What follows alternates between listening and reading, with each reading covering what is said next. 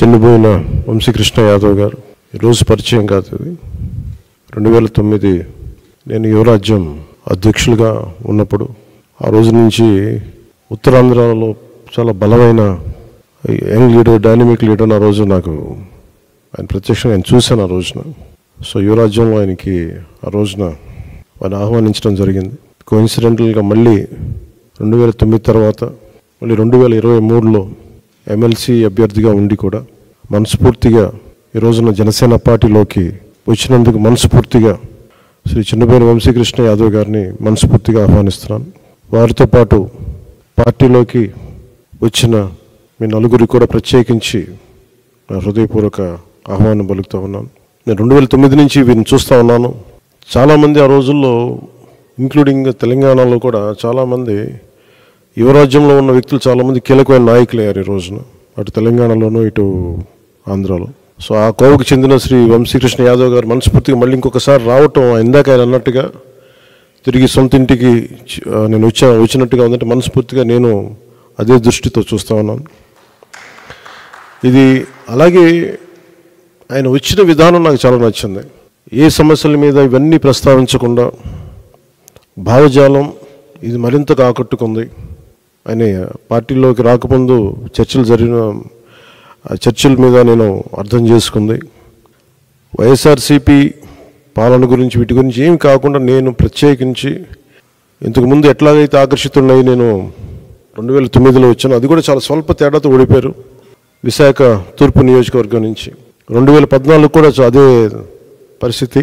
కానీ పోటాపోటీగా మళ్ళీ ఎమ్మెల్సీ ఎన్నికల్లో పోటీపడి గెలిచి ఆ విజయం మరి ఇలాంటి బలమైన నాయకుడిని జనసేనకి మనస్ఫూర్తిగా ఇష్టపడి వచ్చినందుకు ఇంకొక మారు మనస్ఫూర్తిగా ధన్యవాదాలు తెలుపుకుంటూ, ఏ నమ్మకంతో అయితే జనసేనలోకి వచ్చారో మీకు మనస్ఫూర్తిగా నేను వ్యక్తిగతంగా పార్టీ పరంగా భరోసా ఇస్తున్నాను. మీకు అండగా ఉంటాం.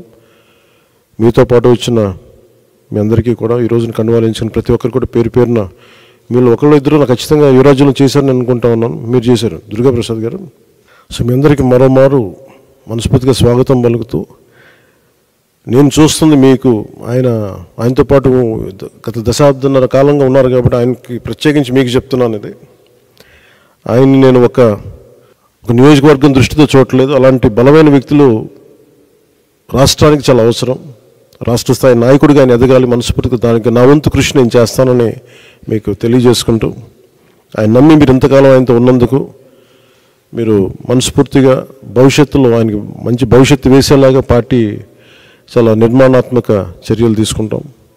చాలా బలంగా ఆయనకి అండగా ఉంటామని తెలియజేసుకుంటూ, దీనికోసం ఆయన పార్టీలో చేరిక వచ్చిన ఇక్కడ జనసేన నాయకులందరికీ దీనిని ఒక క్రమంలో తీసుకొచ్చిన పిఎస్సి చైర్మన్ పెద్దలు నాయకులు నాదెండ్ల మనోహర్ గారికి కూడా ప్రత్యేక ధన్యవాదాలు తెలుపుకుంటూ, ఈ సందర్భంలో ఎన్నికలు రాబోతున్నాయి.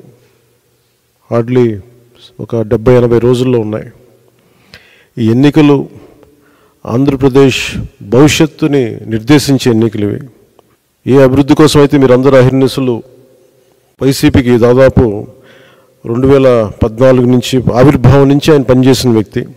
అంటే మీ అందరి ఆశలు కూడా ఉత్తరాంధ్ర అభివృద్ధి కానీ మీ వ్యక్తిగతంగా మీరు ఎదగడంతో పాటు ఉత్తరాంధ్ర అభివృద్ధి, రాష్ట్ర అభివృద్ధిని ఆకాంక్షించే మీరు చేశారు.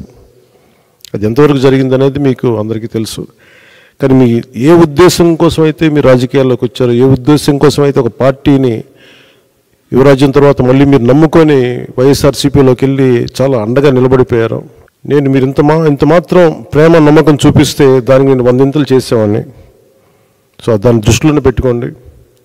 ఇది ప్రత్యేకించి సందర్భంలో చాలా మాట్లాడాలని ఉంది, కానీ ఇంకా సమయం ఉంది, వాటి గురించి మాట్లాడతాను. ఇంకా నాకు ఆంధ్రప్రదేశ్ భవిష్యత్తు చాలా ముఖ్యం. జనసేన చాలా కీలకమైన పాత్ర వహించాలి భవిష్యత్తులో. ఆ కీలకమైన పాత్రలో వంశీకృష్ణ యాదవ్ గారు కూడా చాలా ముఖ్య భూమిక వహించాలి. దానికి నా వంతు కృషి చేస్తానని తెలియజేసుకుంటే మీ అందరికీ ధన్యవాదాలు తెలుపుకుంటూ సెలవు తీసుకున్నాను. జై జనసేన, జై హింద్.